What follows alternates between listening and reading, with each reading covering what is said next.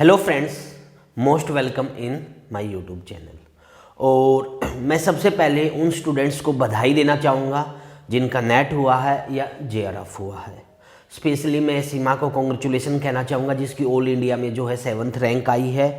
और अदर बच्चों की अगर मैं बात करूँ तो जैसे सबाना की बात करें, उसकी ऑल इंडिया 140 रैंक आई है। प्रीति की अगर बात करें 71 रैंक आई है। और भी बच्चे हैं जिनके रिजल्ट आए हैं और नेट हुआ है, और अभी मुझे उनकी रैंक का नहीं पता चल पाया, तो इसलिए मैं आपको नहीं बता पाया हूँ अभी तक। ओके, तो मैं सबको आपको बधाई देना चाहूँगा। आपने सेल्फ स्टडी से, जिन्होंने सेल्फ स्टडी से किया है या कोचिंग से लिया है, नेट या जेआरएफ किया है, उन सभी को मैं बधाई देना चाहूँगा। और आपको ये कहूँगा, अभी आपकी जो है ये सफलता का बच्चों पहला कदम है। आपको अभी आपको जो है सफलता मिली है, इसमें ये मत सोचना आपको सब कुछ मिल गया। अभी तो आपकी स्टार्टिंग है, अभी तो बहुत हार्डवर्क करना है। क्या? अभी तो आपको बहुत हार्डवर्क करना, अभी तो आपने सब मेहनत करना स्टार्ट किया है। ओके, और हमें स्टडी क्यों करनी चाहिए, कंटिन्यूटी क्यों रखनी चाहिए, इसको हम समझेंगे। एक स्टोरी मैं पहले आपको बताना चाहूँगा, फिर हम अपने टॉपिक पे वापस आएंगे। मैं स्टोरी बताने जा रहा हूँ बच्चों, ये दो मेंढक के बारे में। दो दोस्त होते हैं मेंढक, जो क्या होते हैं, किसी जंगल के अंदर, तालाब के अंदर रहते हैं, जिसमें से एक मेंढक मोटा होता है और एक मेंढक पतला होता है। और उनका काम क्या होता है, वो उस तालाब के अंदर तैरते रहते, मस्ती करते रहते हैं, यानी कि मौज मस्ती करते रहते हैं और वहाँ रहते हैं। तो एक बार क्या होता है कि वो दोनों तालाब के अंदर ही जो है तैर रहे होते हैं, और वहाँ से निकल के वो क्या है, एक सूखे रास्ते में आ जाते हैं। और जैसे ही वो है जंगल में चलते रहते हैं, वहाँ पर उनको क्या दिखाई देता है, एक ग्वाला दिखाई देता है। और वो वहाँ देख के हैरान हो जाते हैं, क्योंकि वो फर्स्ट टाइम ऐसी जगह पे आए थे। और वहाँ पे क्या देखते हैं वो, कि एक ग्वाला जो है वो गाय का दूध निकाल रहा होता, और दूध निकाल के वो जो है बाल्टी में रख देता है। और जैसे ही मेंढक वहाँ जाते हैं, वो देख के बहुत हैरान हो जाते हैं उस बाल्टी को। और वहाँ देख के क्या देखते हैं वो बच्चे, कि हमने तो अभी तक ऐसा सफ़ेद पानी कभी तक देखा ही नहीं है, क्योंकि जहाँ वो रहते थे उन्होंने क्या है, कभी दूध वगैरह नहीं देखा था। तो वो आपस में बातें कर रहे होते, देखो कैसा पानी है, कितना अच्छा पानी है, चलो इसके अंदर चलते हैं। तो क्या है बच्चों, कि दोनों जो मेंढक है वो उसके पास जाते हैं, बाल्टी के पास, और उसके अंदर कूद जाते हैं। और जब देखते हैं कि वो उसके जो बाल्टी है उसके अंदर दूध है वाइट कलर का बिल्कुल, और उसके अंदर वो तैर के खुश होते हैं और काफ़ी खुशी रहते हैं कि कितना अच्छा कलर है, ऐसा हमने कभी देखा ही नहीं। उसमें तैर रहे होते, मस्ती करते हैं, झूमते हैं, गाते हैं। और ऐसे करते करते बच्चों उनको 1 घंटा हो चुका होता है। और 1 घंटा हो गया है तो फिर वो कहते हैं एक दूसरे से, चलो अब हमें काफ़ी देर हो गई है और अब जो है हम अपने घर पे चलते हैं। और ये जो है पतला मेंढक भी कहते, मोटा और पतला मेंढक ये कहते हैं, हाँ चलो भाई घर पे चलते, काफ़ी टाइम हो गया है हमें। तो वो क्या है बच्चों, जाने के लिए जैसे ही बाल्टी से वो क्या है, कूदने की कोशिश करते, लेकिन क्या होता है, बाल्टी बहुत बड़ी होती है। वो ट्राई करते कूदने के लिए, लेकिन वो कूद नहीं पाती। बाल्टी के बीच में से ट्राई किया, वो नहीं कूद पाए। तो वो क्या सोचते हैं, चलो बाल्टी के किनारे पे चलते हैं और किनारे से कूदने की कोशिश करेंगे। लेकिन क्या होता है, किनारे पे से जो है बच्चों दूध का जो चिकनाट है उस पर लगे होने के कारण वो कोशिश तो करते, लेकिन बार बार जो है वो स्लिप हो जाते हैं वहाँ से। बार बार वो ट्राई करते हैं, लेकिन वो कुछ नहीं कर पाते और वो बहुत ज़्यादा थक जाते हैं। फिर उसमें से क्या होता है, वो दोनों बहुत घबरा जाते हैं। और जो मोटा मेंढक है वो उनको कहता है, अब क्या होगा हमारा। तो वो कहता, भाई कुछ नहीं, देखो हमने काफ़ी बार ट्राई किया, हमने कोशिश किया कि हम बाहर निकल जाए, लेकिन हम बाहर नहीं निकल पा रहे हैं, यानी कि हम खुद तो नहीं निकल पा रहे हैं। तो एक काम करते हैं, हम जब तक हमें कोई यहाँ से बाहर नहीं निकाल देता तब तक हम तैरते रहते हैं। क्या करते हैं, वो तैरते रहते हैं और कहते हैं जब तक हमें कोई बाहर नहीं निकाल देगा हम नॉर्मली तैरते रहते हैं। क्या होता है, वो तैर रहे हैं, 1 घंटा बीत जाता, कोई नहीं आया।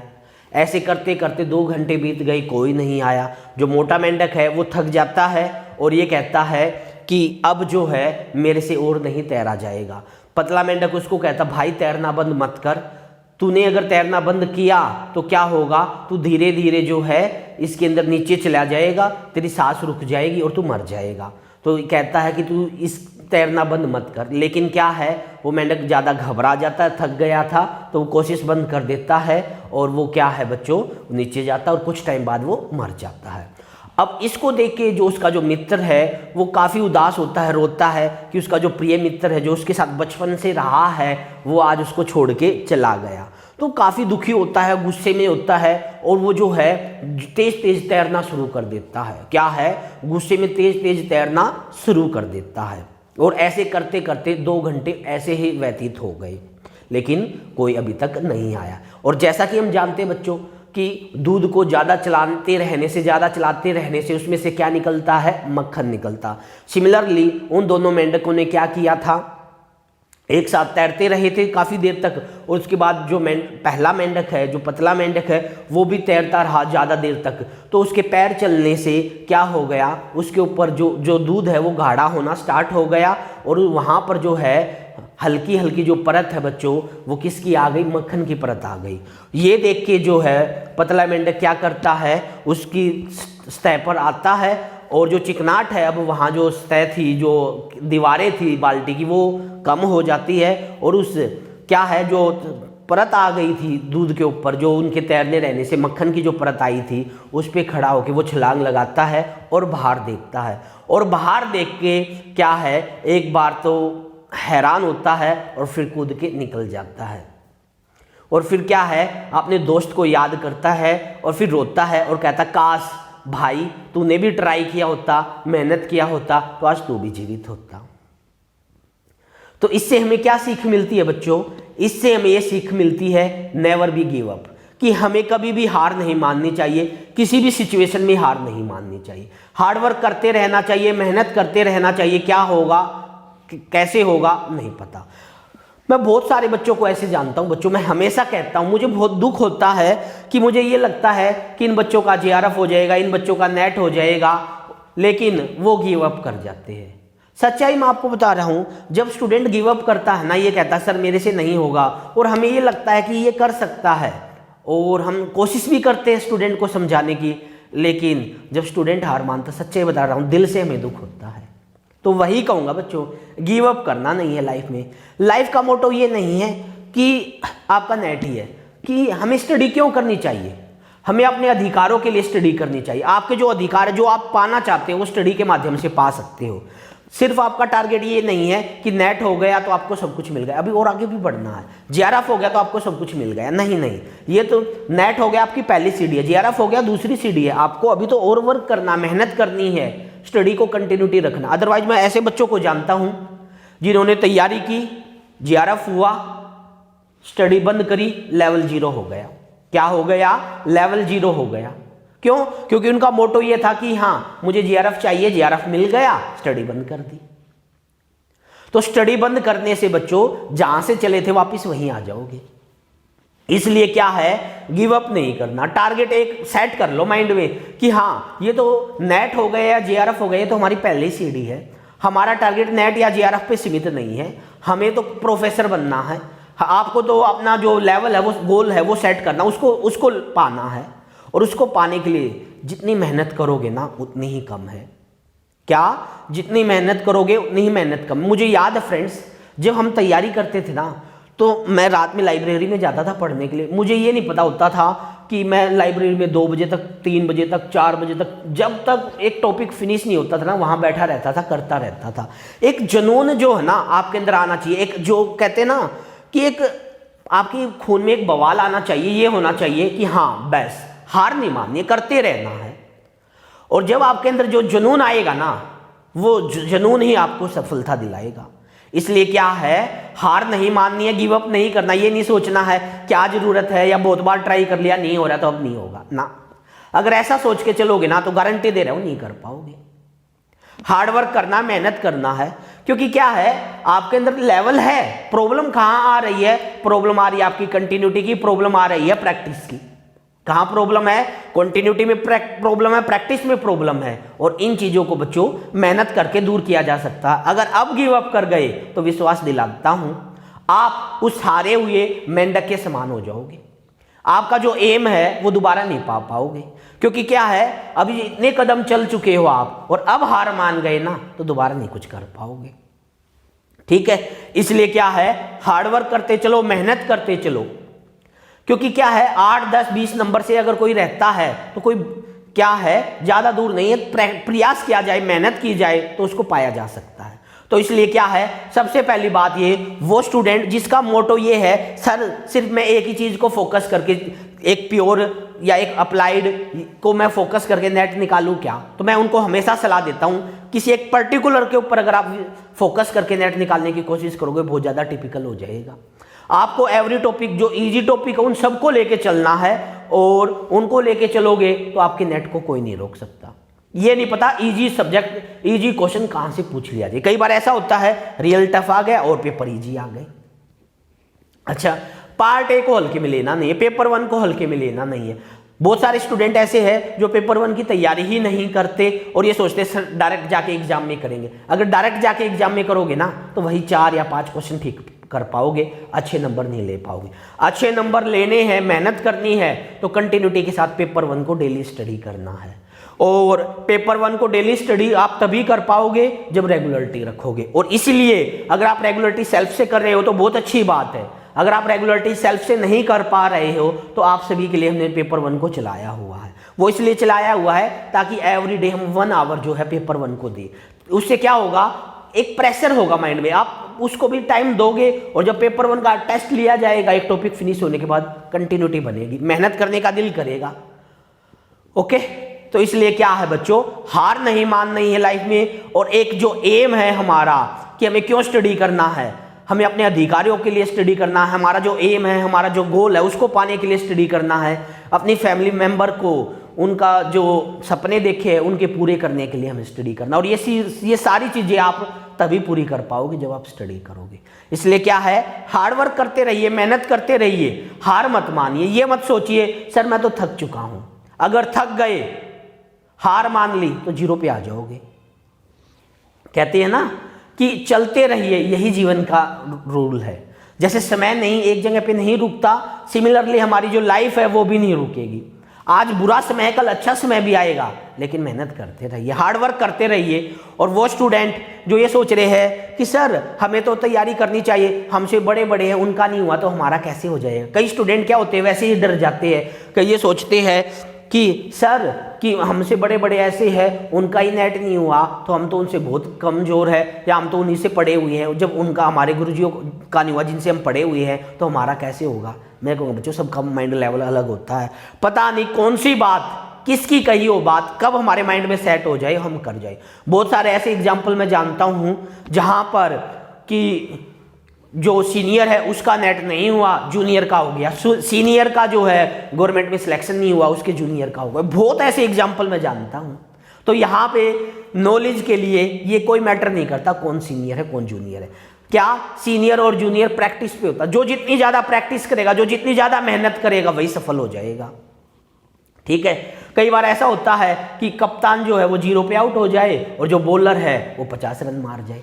तो लाइफ में पता नहीं जो कब क्या हो जाए, किसकी मेहनत कब कामयाब हो जाए, कब साथ दे जाए। तो इसलिए क्या है, मेहनत करते चलना है, हार्डवर्क करते चलना है, और मेहनत करोगे, हार्डवर्क करोगे, आपकी सफलता डेफिनेट मिलेगी। सिर्फ मैं हमेशा एक चीज बोलता हूं, कोई भी इंस्टीट्यूशन है, हम सिर्फ एक माध्यम है, हम सिर्फ आपको रास्ता बता सकते, चलना आपको, आपके ऊपर डिपेंड करता आप चलते हो या नहीं। अगर आप ये मान लेते हो सर मुझे चलना है और रास्ता दिखाइए, डेफिनेटली हम जो है जो रास्ता दिखाओगे चलेंगे। तो ये विश्वास दिलाता हूं बच्चों, कामयाब हो जाओगे, सक्सेस हो जाओगे, जो चाहोगे वो मिलेगा। लेकिन इंपॉर्टेंट है कंटिन्यूटी, कंटिन्यूटी के साथ हार्डवर्क करो।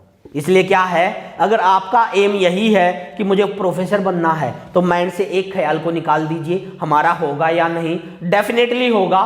पॉजिटिव लेके चलिए, हार्डवर्क लेके चलिए। और अगर आप हार्डवर्क करते हो, अगर आप 100% हार्डवर्क करते हो तो आपके साथ 200% हार्डवर्क मैं करने को तैयार हूं। क्या, अगर आप 100% हार्डवर्क करते हो, 200% हार्डवर्क करने को मैं तैयार हूं, लेकिन हार्डवर्क करना तो स्टार्ट कीजिए, कोशिश तो कीजिए ना हार्डवर्क करने की। बहुत सारे पहले के बच्चे मैं जानता हूं जो पहले जब हम टेस्ट लेते थे प्रैक्टिस करते थे, अब हम टेस्ट नहीं ले रहे। बहुत सारे ऐसे बच्चे मैं जानता हूं जो तैयारी ही नहीं कर रहे हैं। ये कहते हैं सर हम तो इस फील्ड में जा ही नहीं रहे। इतनी मेहनत करने के बाद, इतने ऊपर जाने के बाद वापस नीचे आ रहे हो, अच्छी बात नहीं है बच्चों।